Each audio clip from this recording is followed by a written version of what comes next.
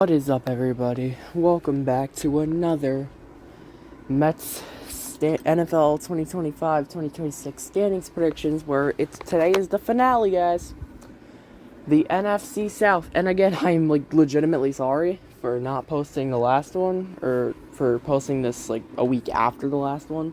Been a little busy, but we got some time to record this little video, and we gonna kick this off in last place of the worst division in football, who damn near might be the worst team in football. Maybe even worse than the Tennessee Titans. The New Orleans Saints, with a ceiling of 4-13 and a floor of 0-17. You heard that right. I think that we have a legitimate chance of dealing with an 0-17 this year, and that team would end up being the New Orleans Saints. Now, with the Titans, I gave them at least a floor of 1-16, I think, because they have a first-round pick, number one overall pick quarterback at the helm.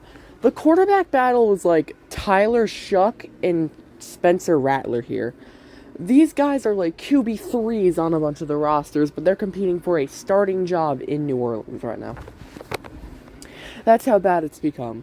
You have an aging Demario Davis leading your defense. You have an injury-prone Chris Olave as your number one receiver. This team is just shambles all around. Honestly, I think the only guys who may be productive this year are guys like Alvin Kamara. Maybe some guys on the defense, but other than that, this team is going to be just terrible. This team is going to be awful. There's no saving them. I don't even want to spend too much time on them, bro. They're just not good. So coming in third, I have the Carolina Panthers. Now, again, I don't think the Panthers are going to be that great. Now, of course, I have them at a ceiling of 9-8 and a floor of 3-14. This comes down to, will the defense perform? How good is Derek Brown going to be when he comes back from injury? Is J.C. Horn worth the money? Is Bryce Young your guy? This is probably going to be the year where we officially find out if Bryce Young is the guy for Carolina. Now, don't get it twisted. This team still isn't great. They're not bad. They have, Brooks at running back. They have Tet Leggett at receiver.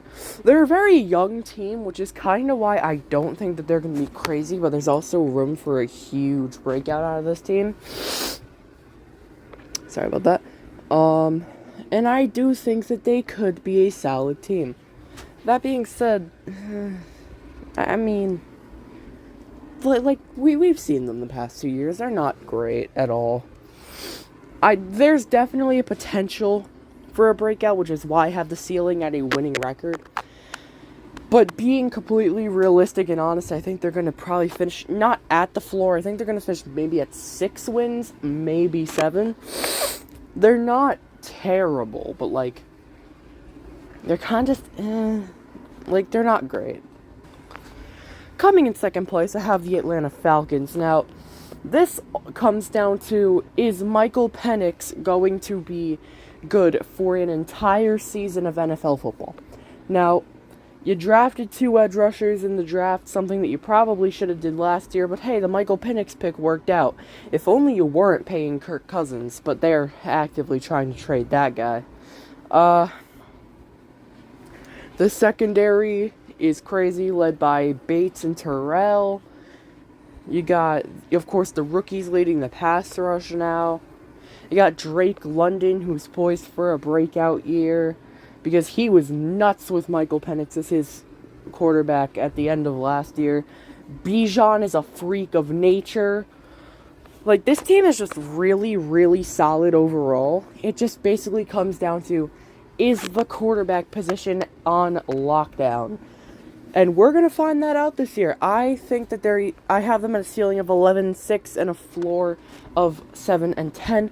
I do think that no matter how good and or bad, this team is going to hover around the 500 range. I think if Penix is super, super well, then that's how they reach the ceiling. I don't think they go much worse than maybe 7-10. The supporting roster is so good, I think it'll be able to carry them to at least 7 wins if Penix is that bad. I don't see that happening. I think the Falcons could be a sneaky playoff team, but again, my next video is going to be the playoff predictions, so we'll see if they make it for me. But yeah, this team is very solid overall. I think they're going to have a great year, but I think there's just one team that's just simply better than them.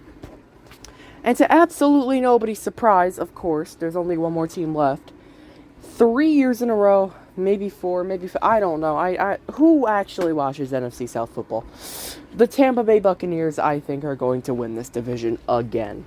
Baker Mayfield is a top 10 quarterback in the NFL. You heard it here, folks. This man, the Browns should not have let him go. Simple as that.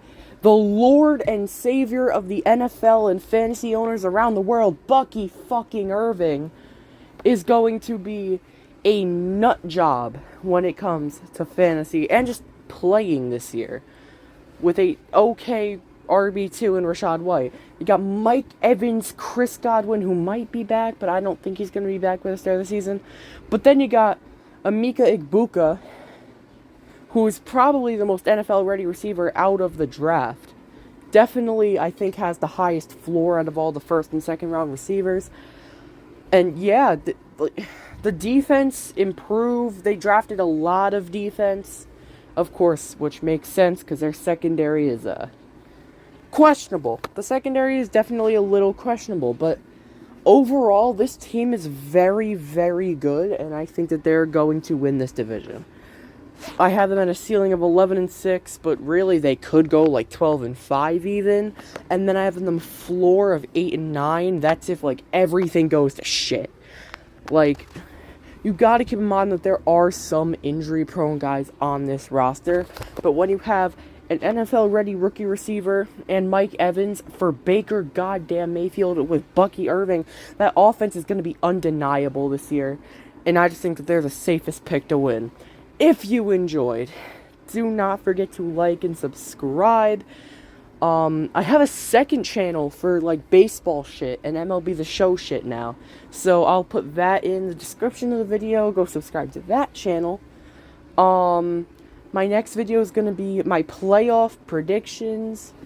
So don't miss that. And yeah, this is chat.